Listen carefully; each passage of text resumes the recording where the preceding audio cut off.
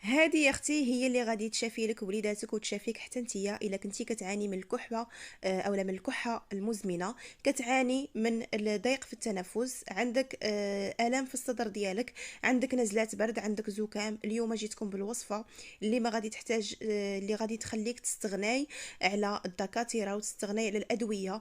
بالنسبه للناس اللي مساكن ما كي يعني عندهم كحه مزمنه، واخا كياخذوا الدويات ما كينفعوش معاهم، خصوصا الوليدات الصغار في هذا الوقت ديال البرد. الكحه المزمنه كتعشش ليهم في الصدر ديالهم، وما كتبغيش تحيد ليهم، اولا ما كيبغيوش يتعالجوا لا بالادويه ولا باي حاجه.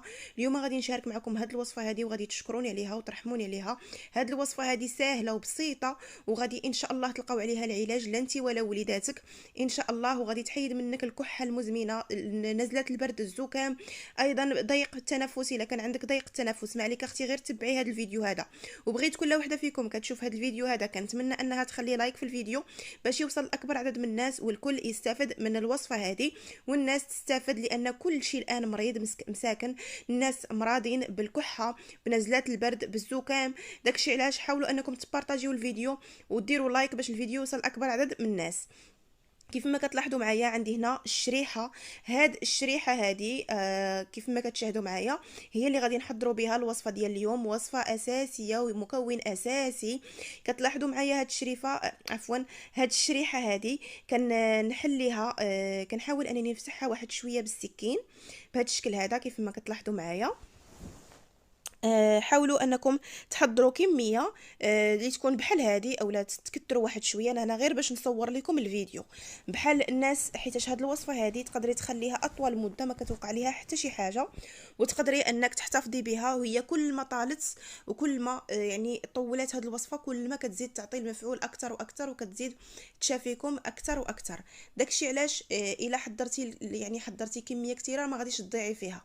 كيف ما كتلاحظوا معايا غادي نستمر حتى نفتح كاع هاد الحبات اللي عندي ديال الشريحه بهذا الشكل هذا كيف ما كتلاحظوا معايا. صافي الان كيف ما كتشاهدوا معايا كناخذ هنايا عندي الثوم. بالنسبه للثوم رائع جدا لضيق التنفس ونزلات البرد، خصوصا الكحه المزمنه، فهو حتى هو اساسي في الوصفه ديالنا. الثوم معروف انه كيقوي المناعه وكيعالج الكحه المزمنه، كيعالج نزلات البرد، وايضا كيطلع المناعه ديالك وكيخليك ان الجسم ديالك يحارب داك الزكام اللي عندك او ديك نزلات البرد اللي عندك. كناخد فصوص ديال الثوم بالعدد اللي عندي فيه هاد الشريحه اللي عندي بهذا الشكل هذا كيف ما كتشاهدوا معايا، وتقدروا ديروا اكثر لان الثوم رائع رائع جدا لنزلات البرد، حتى هو كيقتل الفيروسات والميكروبات في الجسم ديالكم. كناخد فص كيف ما كتلاحظوا معايا فصوص كثيره بهذا الشكل هذا، والان غادي نقوم بالتقشير ديالهم. غادي نقشر هاد الفصوص اللي عندي بهذا الشكل هذا كيف ما كتشاهدوا معايا بهذه الطريقه هذه. حاولوا ان الفصوص الا قدرتوا انكم ديروهم اكثر من الشريحه اللي عندكم. كان عندكم الثوم كتير حتى هما ضيفوهم، ولا الا كان عندكم الثوم يعني قليل حاولي انك تضيفي ضروري كل حبه ديال الشريحه اللي عندنا خاص تكون معها فص واحد من الثوم. صافي هنا كيف ما كتلاحظوا معايا كنحاول انني نقوم بالتقشير. غادي نستمر بهذا الشكل هذا حتى نكمل كاع الكميه اللي عندي ديال الثوم. وكنتمنى اللي مازال ما خلاتش لايك في الفيديو دير لايك باش الفيديو يوصل اكبر عدد من الناس والكل يستافد. هنا اخواتي من بعد ما كملت الفصوص ديال الثوم اللي عندي كاملين بهذا الشكل هذا، هانتومايا كنفتح كل حبه ديال الشريحه وكنخشي وسط منها بهذا الشكل هذا فص من الثوم. بهذه الطريقه هذه غادي نستمر حتى نكمل كاع الكميه اللي عندي بهذا الشكل هذا. وهاد الوصفه هذه رائعه رائعه جدا، غير جربوها ما غاديش تندموا عليها لانها وصفه الصراحه المفعول ديالها قوي ومفعول ديالها سريع، وجربتها ما مره ما جوج والحمد لله كنلقاو عليها الشفاء. ما كتكونش عندنا يعني الكحه المزمنه دغيا كنتعالجوا من الكحه المزمنه. غادي ما غاديش تيقوني الا قلت لكم كناخذوا الدواء السيرو ديال الكحه وما كيقضي فينا والو، بحال ما كنشربوش يعني داك الزيرو، ما كيدير لينا حتى شي حاجه. حتى كندير هاد الوصفه هذه هي اللي كتعالج الكحه المزمنه. والله العظيم غير جربوها، انا حلفت لكم بالله، غير جربوها، راها زوينه وكتعالج. صافي هنا كيف ما كتشاهدوا معايا كتاخذوا هنايا كسكاس بهذا الشكل هذا، وكنوضع فيه كنوضع فيه هاد الشريحه اللي عندي اللي معمره بالثوم بهذا الشكل هذا. صافي هنا من بعد غادي نوضعهم كاملين في هذا الكسكاس هذا. غادي في هذا الاثناء كنكون مشعله على البرمه، كنوضع هذه الكميه هذه تبوخ فوق النار، تبخر جيدا حتى كدير ليا غير نص طيبه، ما تخليوهاش طيب بزاف، غير نص طيبه. وغاديه نرجع معكم ان شاء الله. غادي ندوز نوضعها فوق النار، حاولوا تغطيو ديك البرمه باش كيرجع عليها الصهد ودغيا كتبخر لكم.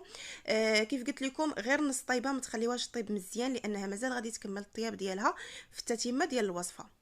صافي هنا اخواتي كيف ما كتشاهدوا معايا من بعد ما دارت ليا نصف طيبه وبقات شاده راسها قابطه في راسها ديك الشريحه اللي عندي، لان الا بخرتوها بزاف ما كتبقاش شاده راسها وكتبقى تحل معاكم.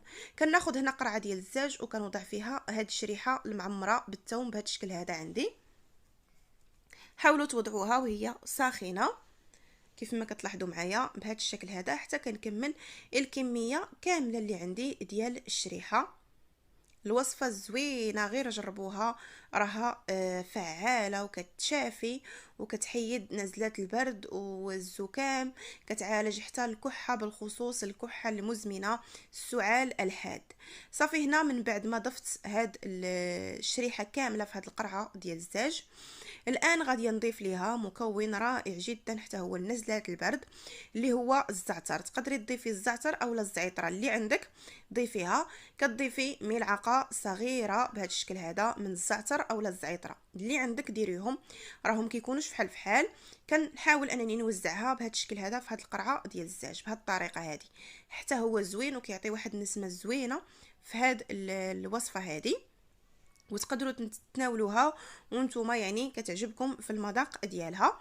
صافي هنا كيف ما كتلاحظوا معايا من بعد ما وضعت كل الكميه اللي عندي كناخذ زيت الزيتون. وبالنسبه لزيت الزيتون اخواتي خذوا لي زيت الزيتون اللي تكون اصليه، ماشي هذيك اللي كتاخذوا من المحلات، تكون زيت زيتون حره.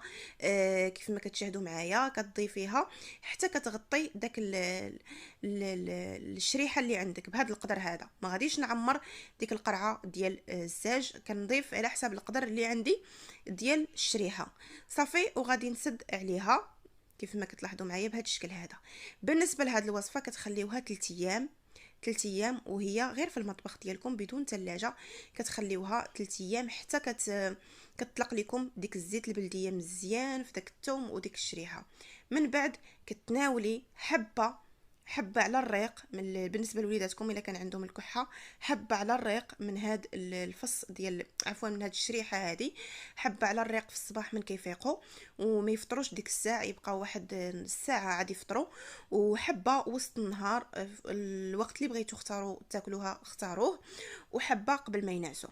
هذه راها زوينه، بديل الدواء في الصراحه لعلاج الكحه المزمنه السعال الحاد. رائعه جدا، كنتمنى تجربوها والله يشافي كل واحد فيكم الا كان مريض.